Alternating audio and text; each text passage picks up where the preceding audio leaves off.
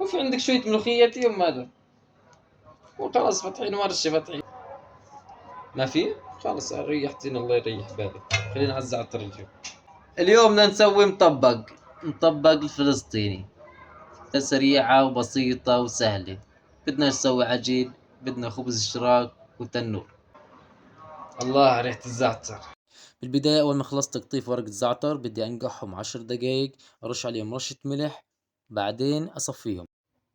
بدنا بصل بدي أقطعه ناعم، بدنا نحط عليه معلقتين من السماق، رشة فلفل أسود، معلقة من الملح، نحط عليه زيت زيتون تقريبا كاسة.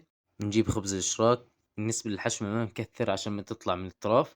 نطبقها من اليمين، نطبقها من الشمال، نحط حشوة بالنص، نطبقها من تحت ونطبقها من فوق، وبتطلع بهذا الشكل.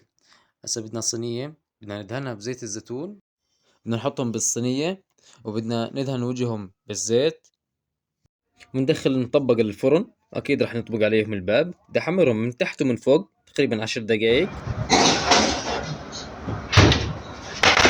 يا سلام، ريحة الزعتر واصلة لآخر الشارع.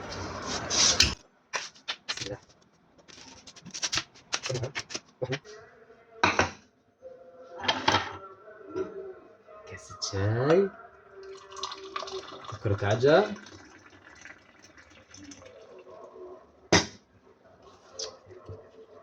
منظرها مش طبيعي.